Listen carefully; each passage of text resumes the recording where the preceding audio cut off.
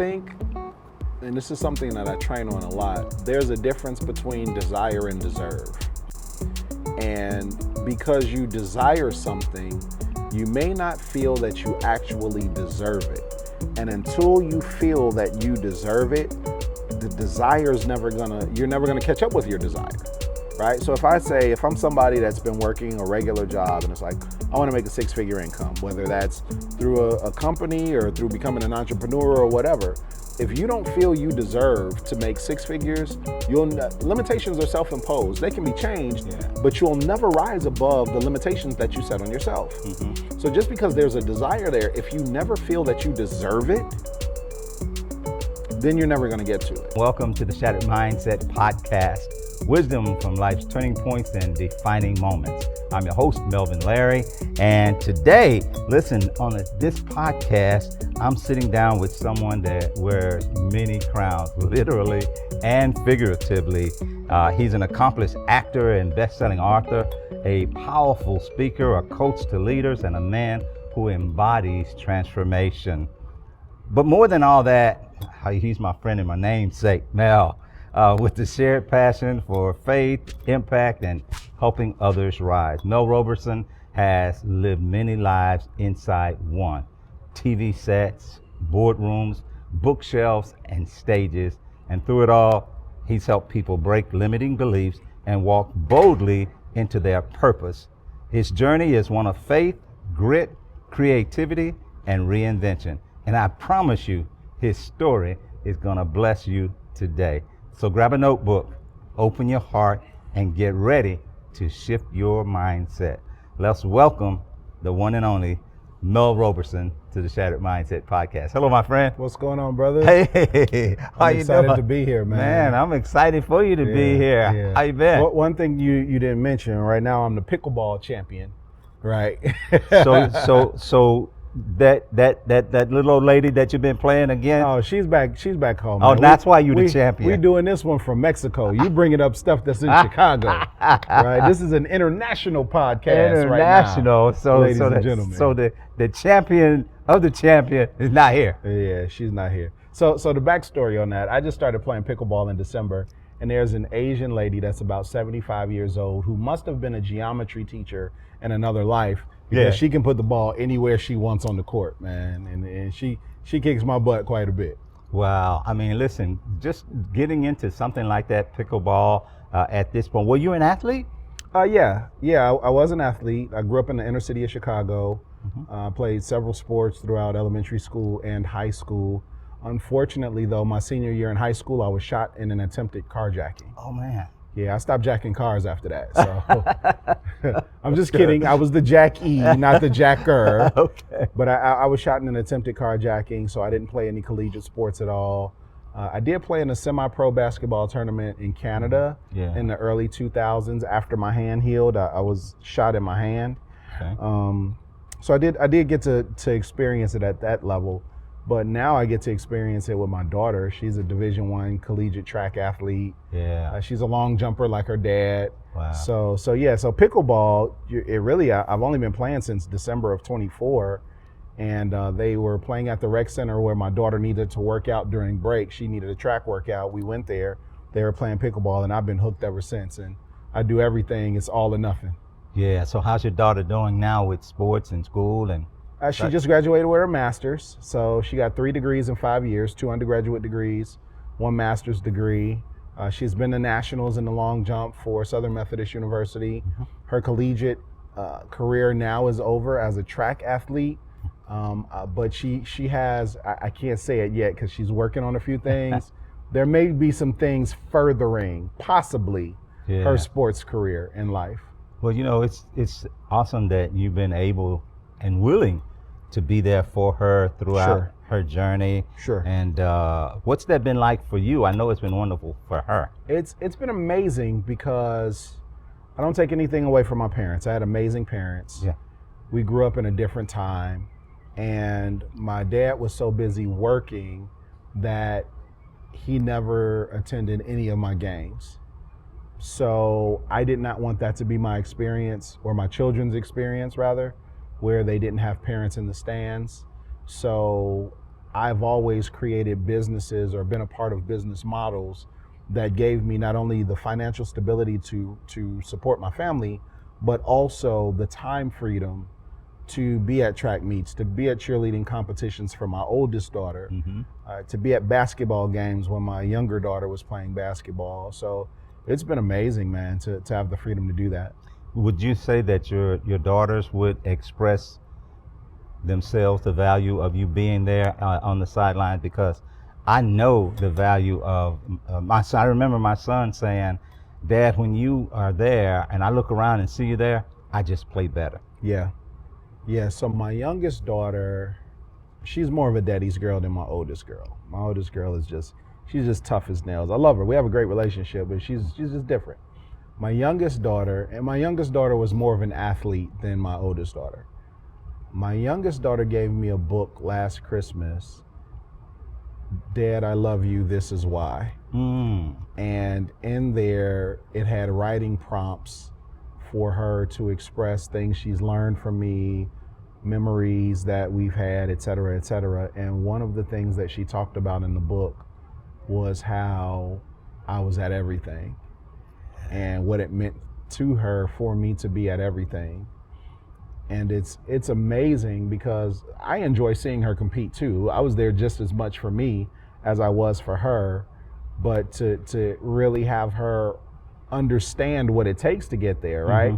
I will spend $2,000 in a weekend to watch her jump in sand 3 times and run for 12 seconds. Right? She ran the 100-meter dash. She's a long jumper. So less than 4 minutes worth of activity on a $2,000, and she knows that, right? But me and my wife fly out, hotel, rent a car, food, and so it's just incredible. She definitely sees the value of that. Absolutely. So for yourself, and I know you mentioned about having good parents and so forth, but what kind of a mindset were you surrounded by early on that maybe have had an effect on who you came to be? So that's a very interesting question. My parents are not entrepreneurs. My dad was a steel worker for 39 years, so he's very blue collar. He has a high school education. My mom, she has an associate's degree, but she was a homemaker when she had my younger brother. I grew up in a very, very tough area in Chicago, and my dad didn't want his boys to be latchkey kids. So he was like, baby, you stay home. I'll take care of the money. You take care of the house. And I love him for that because I had good influences in the home, and then I had bad influences outside, right? A lot of the trouble that I got in and, me getting shot, it wasn't just the wrong place at the wrong time type deal, right? We won't go too much into that. They always had positive mindsets. My mom was always the type of person that said you could do anything that you put your mind to, but she didn't put personal development books in my hands. She gave me some of the philosophies. We celebrate Kwanzaa in my family. We're not really big Christmas people. Even though I grew up, in a Christian household, our celebration was more one of Kwanzaa, and there was a mantra that the children used to say at the Kwanzaa celebrations, and I still use it to this day. What you think about, you bring about. What you ask for, you get. If you act the way you want to be, soon you will be the way that you act. And so that was taught to me at a very young age. And then my aunt, one of my mom's sisters, gave me my first personal development book. She gave me The Magic of Thinking Big by Dr. David Schwartz. Wow. I was in college at the time, and one of my college professors gave me an audio cassette series. I still have it. Like, I don't even have a tape player, but I have it. It's called, it's by a gentleman by the name of Bob Moad. I forget the name of the series, but he's deceased now. Trevor Moad, his son, has gone on to be an amazing author, and unfortunately he's deceased now too. So I had a lot of influences probably in my late teenage, early 20s, those years that put me on a path of personal development that gave me the mindset that I have today from the foundation that my mom and her siblings gave me with those type of mantras as a kid.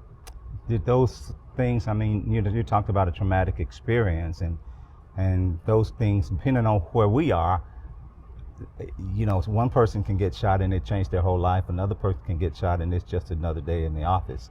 Ah. You know? It wasn't a day in all, it was a day in the ER.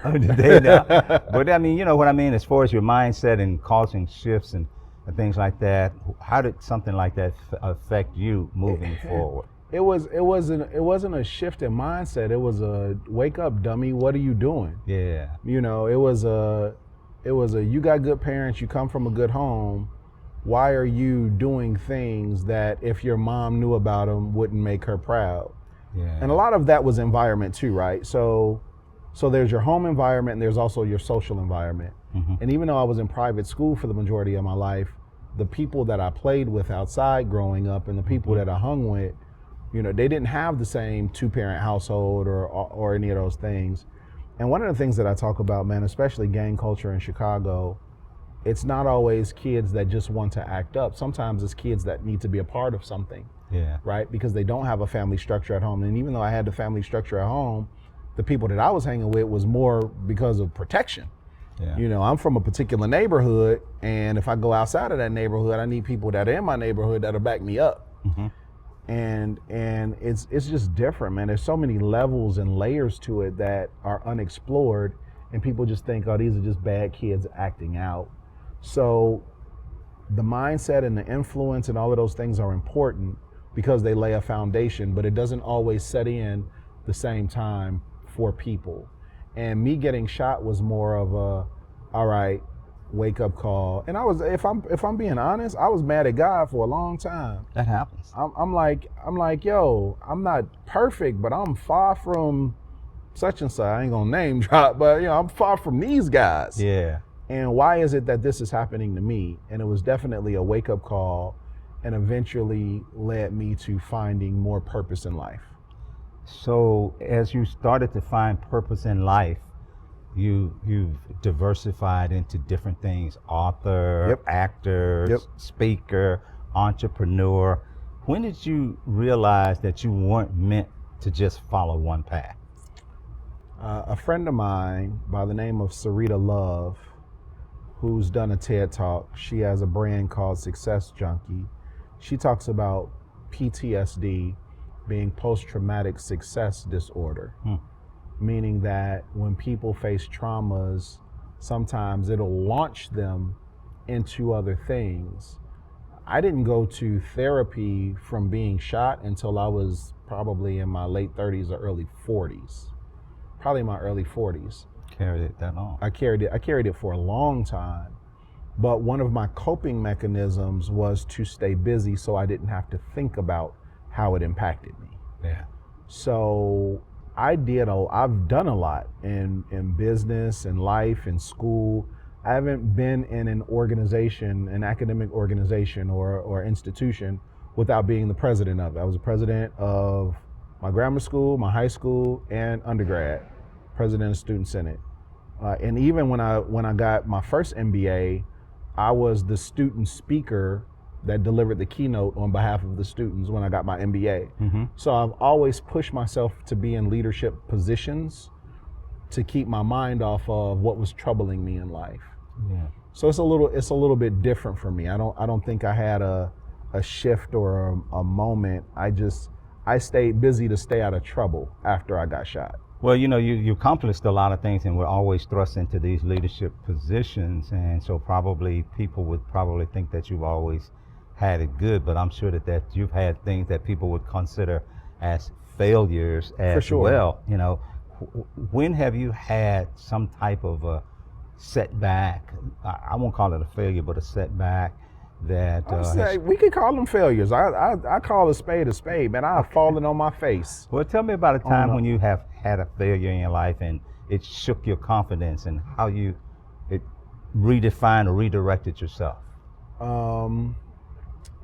Some failures in my life, and I could talk about it. I don't think she would mind. The mother of my children. Mm-hmm. When our romantic relationship didn't work out, it shook me to my core because my parents have been married. You know, I'm 48 years old at the time of this interview, and they've been married longer than I've been alive. And so I grew up with two parents in the house. Even though it wasn't always perfect, they were always there. And when me and the mother of my children split, because we realized that we were the right people in the wrong relationship, and it was the mature thing to do because we weren't giving our girls an example of what a good relationship looks like, that demolished me for a while. And we're great friends to this day. I almost can't talk about her and her husband without getting emotional because I love them so much. And I've learned so much from her. She's been a great co-parent. And me and my wife and her husband, we hang out together even when the kids aren't around. Yeah, our kids are grown now, 23 and 33, right? Yeah. And so me and Monique will be at their house and hanging out, and people are like, "What'd you do this weekend?" "Oh, I was, we were hanging with Phil and Delana," and they were like, "Oh, the kids were home," and they're like, "Nah, we were just over there. Those are our people, right?" Yeah. And so that was something that shook me, that I had to bounce back from. Not that either one of us did anything wrong. It just wasn't the relationship that God had in store for us ultimately. So that was something. Another thing was like when the real estate market crashed, right? And all the things that we were trying to do and, the investments that we were trying to make or had made and lost.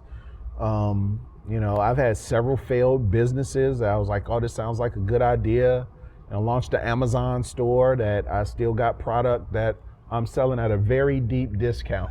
So I know I'm not going to make no money back. Just so you know. Right? So yeah, there have been a lot of things that we failed at where it's like, okay, but a setback is a setup for a comeback, right? And in those experiences, it's always about what did I learn? So I consider my failures education. And the money that I lost or the thing that I lost, even if it was emotionally or mentally, what I lost was the tuition for the education. So if I had a bad business deal and let's just say I lost $20,000, $30,000, okay, that was a $30,000 tuition payment to learn what? That's a hard lesson for a person who is suffering off of losing $30. For sure. Oh, now it used to be a time where losing $30 hurt me, right? You know what I mean? It was, bro, I remember times where I used to have a coffee can. Actually, it wasn't a coffee can. It was a can from protein shake back when I used to be in incredible shape and in the gym all the time. And I used to store all my change in there. Like anytime I came home, I just put my change in there. And there was one point in business where I remember being outside of a gas station, counting up enough change to go in there and discreetly give them money to put $10 in my tank so I can get to my next appointments and get an order of fries from McDonald's so my stomach wouldn't be growling as I'm sitting down with somebody talking. Like, I remember those days. And I had a lot of them. So I think a lot of times people hear the success stories, but they don't see the backstory to the success story. And man, I've had more failures than I've had successes. But you've done a lot of different things. And how is it, or have you ever felt like you were torn? You're doing the business, the acting and the ministry and the family. And have you ever felt torn? And how do you pull all of that together and be effective at all of those things? So I had somebody tell me work-life balance doesn't exist. I had a really good mentor early in my life who said work-life balance doesn't exist. If you are actively pursuing a goal, you will be working more towards that goal than you will be spending time with family sometime, or at the youth ministry at church, or whatever those things are. So I never beat myself up when I'm doing more in one area than another area. I look at it like, if this is a war, I am on the front lines of where the enemy is the closest, because that's where all of my firepower needs to be at that moment. Right? So if I have a goal in one particular business, then I am aiming all of my ammunition, or the majority of it, towards that at that time, so I could win that battle and then come back and figure out what the next battle is that I need to win. Yeah, but what happens when they're happening simultaneously? Man? You find a good wife who can help, and you're not going to win every single battle. That's the other thing, right? People have this I can't lose. Of course, everybody wants to win every single thing, but sometimes things fall through the cracks. Yeah, and they happen all at the same time. But I focus. So, for example, one of the TV shows that I've been on is Chicago PD on NBC. I play a homicide detective on there. I have played in the past a homicide detective on there a few times. But when I'm on set, I can't be taking calls from my other businesses. Right. I just have to be there. So if somebody needs something, hopefully either I have a system in place or an employee or a team member or something in place that could handle those other things. In my older years, I've learned to develop more systems so that everything doesn't require my hands on it. Yeah. So, you got a credible story and stories. So you've been on Chicago PD, been on Empire and other... The Shy. Yeah, a lot of different things you've done. Mm-hmm. So how has your involvement in those types of shows and in acting and so forth, how has it affected your storytelling in the other things you do? I don't think it has, per se. I think negative or positive? Yeah, no. I think honestly, I was in the direct sales industry before I got into acting. Okay. And so what I learned there and through a variety of mentors and just being in sales gave me the thick skin to be able to go on auditions, because in the acting world, you're going to get far more no's than you get yeses. Mm-hmm. And I've been through that with sales. Yeah. So it wasn't a big thing to me when they said, "Oh, you didn't get this role. All right, what's the next opportunity?" As far as being a storyteller, I was an MC. I grew up rapping, spoken word artist, and a creative writer. So those skills were already there. Did I learn some things in the acting world, especially in the theater world? Yes. But I think I pull more from my business experience into my acting than I do my acting into my business world. Would you say that it's been in the acting world or in the business world that challenged you more mentally? And if so, which one? How so? Probably the business world, trying to figure it out, right?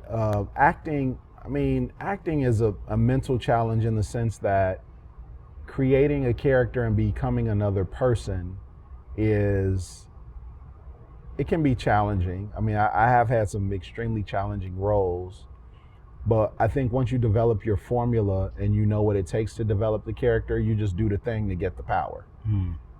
In the business world, because the landscape of business changes often, I have to learn more or constantly do continuing education, so to speak, to understand what are the needs of whoever I'm serving with that particular business. So that's a little bit more challenging to me personally than acting. Acting, I get to use more of my imagination. Yeah. And I have a very vivid one. So creating a character is always fun for me. So how have you been able to use that creativity as, I don't know, I'll just say a healing force when it comes to your mentoring others and leading others, especially those who look up to you? Yeah, I think creativity overall has been helpful because I can paint vivid pictures of what the future can look like for people. In any business that I own or anything that I do, it's all about serving other people or giving them what it is that they need to get to their next level. Even in our marketing company, we have a marketing company where we can print anything you need: shirts, uniforms, rugs, pens, mugs, any of those things. We create a variety of things, but it's always about making sure they get to the next level in whatever it is that they need, right? So the creative juices that I have give me the ability to help people see things that aren't here yet. Vision is seeing it before others do. Yeah. Well, you're a writer too, and you've written some books and put out some really good stuff out there. So what's would you say a core message is in any one of your writings that really people need to take in today? So I've co-authored several books, and I have one solo project that is like my baby. Yeah. And that book is called 31 Amazing Life Lessons of Joshua Stokes. And it's a self-help book written in story form. It's about a gentleman named Joshua Stokes, who's a businessman, entrepreneur, loving father. He walks into a bank one day, the bank is getting robbed. While he's there, he ends up saving a pregnant woman's life, but he gets shot in the head and goes into a coma. But while he's in a coma, he has a visitation from an angel who walks him through 31 different days of his life, where he's learned all of these lessons that have helped create who he is. And so that's probably my favorite project that I've ever put out from a writing standpoint, because the lessons that are in there are so palatable, and it makes people see that everything that they learn isn't necessarily taught in a classroom. It could be experiences that you've had with your parents or coaches or mentors or even your friends, conversations. I mean, Joshua had a conversation with his children that he was like, oh, this is something that I learned, right? From your kids. So I don't know if there's one message in there outside of always be learning. Always be learning. Mm-hmm. That's good. Well, tell me what role faith plays in, your life, your business, your coaching, your leadership, and how do you keep it practical and accessible without going overboard? I'm a little bit different, right? I know that. I'm a lot different, man, and sometimes I have conversations with my friends that are challenging to them, but it's just my reality. Like, when you grew up in a Baptist church, well, first of all, I've been to Catholic school my whole life, because public school in Chicago was a bit challenging. But then I grew up in a Baptist church and then a Kojic church. And when I got to college, I studied multiple religions in class. I took a world religions class.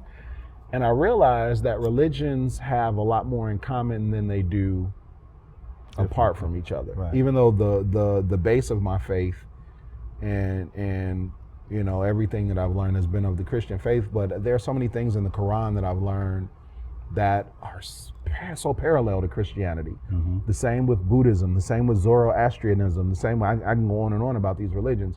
So when it comes to faith, though, for me, it's not a what has God done for me, it's what have we done together. Mm-hmm. Right? Knowing that I have a source that's omnipotent and the Alpha and Omega and all of that, I get it. But there's still a work requirement on my part, right? Yeah. I still have to keep my hand to the plow, right? And so many people, especially where I grew up, I'm just waiting on God. And it's like, well, He's waiting on you too. He waiting on you. I used to say, God willing and Mel working, we can make it happen. Oh, that's coming out. There's this story where the man was out working in the field, and the man came by and he said, that's a beautiful feeling that you did. He said, praise God, praise God. God really gave you that beautiful feel. You should be thankful. He said, yeah, this is a beautiful feel, but you should have seen it when God had it by himself. Right. Before I plowed it, before I moved all the rocks. You should have seen it then, man. I had to do something, man. Man, you got to. No doubt about it. No doubt about it. And speaking of doing things, you and your wife together through the Roberson Resource Group, you've trained and helped a lot of leaders and entrepreneurs. What's something maybe that seems to be a mindset block that you see really holding people from really getting to next level growth? I think, and this is something that I train on a lot, there's a difference between desire and deserve. And because you desire something, you may not feel that you actually deserve it. And until you feel that you deserve it, the desire's you're never gonna catch up with your desire, right? So if I'm somebody that's been working a regular job and it's like, I wanna make a 6-figure income, whether that's through a company or through becoming an entrepreneur or whatever, if you don't feel you deserve to make 6 figures, Limitations are self-imposed. They can be changed, Yeah. but you'll never rise above the limitations that you set on yourself. Mm-hmm. So just because there's a desire there, if you never feel that you deserve it, then you're never going to get to it. And I think that's the biggest thing for people. They say they want this, but they don't actually feel like they deserve it. And the prime example, this is not just about finances. I had a hard time accepting love. I had gone through an extraordinary, I've changed my language about it, an extraordinary breakup. Yeah. And through this extraordinary breakup,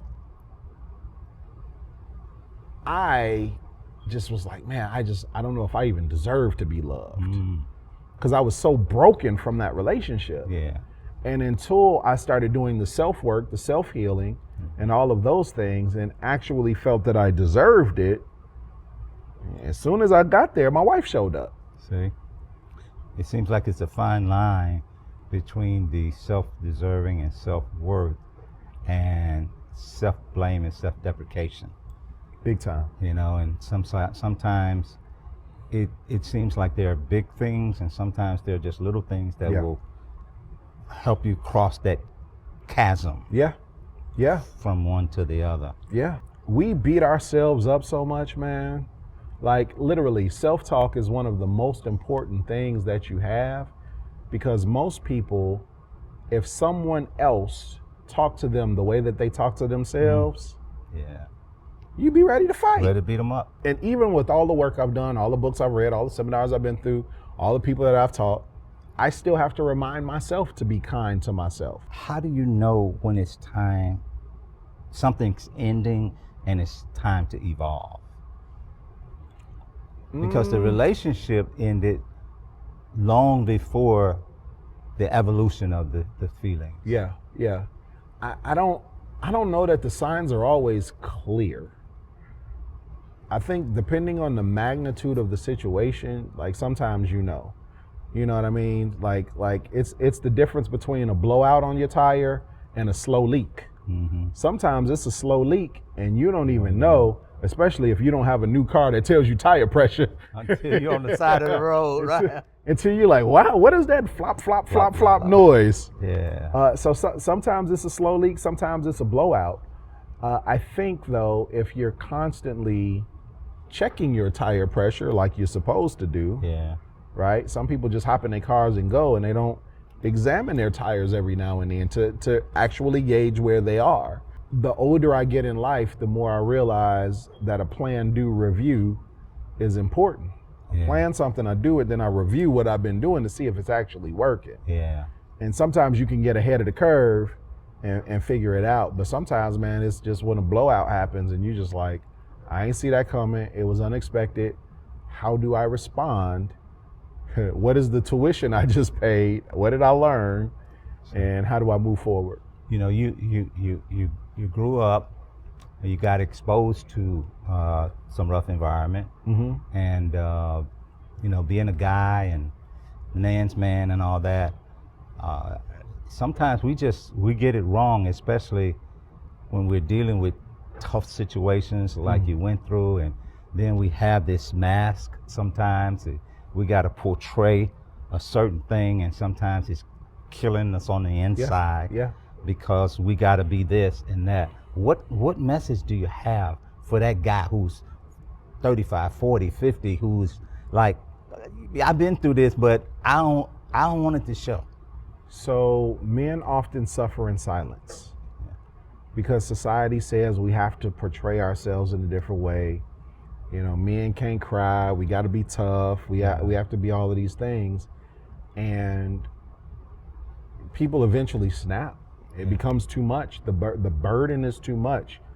Mental health for men, and especially black men, I talk about it because I just happen to be a black man, nothing against any other race or nationality, but for us, there's so much going on in our community and so many things that we're supposed to be, and where systemically, you know, the country just hasn't been, we haven't had the availability to be those things in a lot. We gotta, I hate to say, this sounds so cliche, work twice as hard, be twice as good, and all of those things, and it happens to be true. I think that therapy is a must. Some people say, well, I can't afford it. Well, you can't afford not to. There are some social services that'll help you. Finding groups of strong black men that back each other. You know, guys sometimes think that therapy is a bad word, and that it's a weak word. It's better than going crazy. Yeah. It's better than suffering in silence. It's better than, you know, the internal conflict that you have where there's so many people that, man, bro, contemplate suicide because they won't go to therapy. And then go beyond contemplation. Yeah, So exactly. Many times. Exactly. So whether they think it is or not, man, it's like, what are you gonna do that's best for you? Who cares what other people think? What's the that inner reminder that helps you to get through when those things are weighing heavily? When you reach down, what do you find inside? If God thought enough of me to create me in his own image, and he says, greater is he that is in me than in the world, then there's nothing in the world that's greater than what I have inside of me. Nothing. Yeah. Right? It might be equal. Yeah. Right? But whatever this adversity is just something for me to overcome, learn from, and grow to the next level. You know, the size of the leader is determined by the size of the problem that he or she can solve. Mm-hmm. So if I want to become a better leader, I need bigger problems. Yeah. And as those things start happening, I just get better. Yeah, and so when as you pour into other people, who pours into Mel?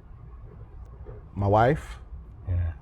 Oh, talk about getting misty-eyed again. Man, that woman. Yeah. Oh my God, I'm blessed beyond measure because I have her. My kids, they my conversations with my daughter and just hearing what she's learned from me is a constant reminder that I'm providing value to the world and to her. And then just hearing what her experiences are and how she's navigated through things. I learn a lot from her, my youngest. Even my oldest. I mean, my oldest is kicking butt in her career and she's married a great guy. So I learn from them.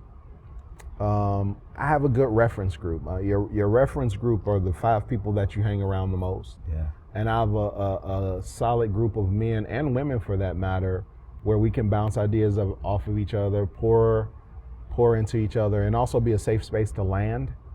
That's super important, to have a safe space where you won't be judged. So I have those things to pour in, and my therapist. I ain't ashamed to say it. So as you think about legacy and leaving things with people and in people, what message do you have for people to leave in them today if you're talking to these folks right here? So I have 2 daughters. I lost a son in a previous relationship during a pregnancy, so I don't have any boys to carry on the Roberson name per se. And I used to think that was so important, right? I have to have a son to be a Roberson so that the bloodline. Yeah. And while that would have been cool, it just wasn't in my cards. And so I really learned that legacy, plus my daughters are awesome. Let's start there. Yeah. But legacy is about how you're remembered and who you impacted. Mother Teresa had no biological children, but her legacy is amazing because of the life that she lived and the lives that she changed while she was here, the impact that she had on people. So legacy is really about impact. Legacy is about what are your contributions to the world, mm-hmm. to your community, to society at whatever level, and how you are remembered once you're gone. Any other final words that you want to leave? One of my favorite quotes is from Albert Einstein, and he says, the significant problems we face cannot be solved at the same level of thinking as when we created them. And I always thought about that. Like, whatever it is that I'm facing, how was I thinking when I got into this situation, and how has my thinking changed to get me out of it? We can do anything, man. Yeah. We can do anything. Yeah. You know, I mean, somebody 4'2" might not make it to the NBA. Yeah. Right? That's a little different. Yeah. But we have the power to create. We have the power to transform this world that we're in, and it's all through love. Yeah. Tell us where we can find you. Oh, for sure. I'm on all the social media. Well, I'm not on TikTok anymore, but on Instagram I'm at The Total Gent, TheTotalGent, short for the Total Gentleman. On Facebook, you can just look me up, Mel Roberson. I'm there too, under the Total Gent. We have a YouTube channel, The Roberson Experience. So we're on there. And if you just go to melroberson.com, there are links to everything right there on melroberson.com. Yes, I agree. Well, my friend, it's been an absolute joy. Thank you. Thank you Sitting for having me. here with I was wondering when I was gonna get the call, man. I'm like, all these other people been on there. Melvin don't like me. No, I'm just kidding. Hey, you gotta say the best, man. You gotta say the best. It's just a timing thing. I did not want to be remote with you. I wanted to sit right next to you. Absolutely. Absolutely. It's my honor and pleasure to do so.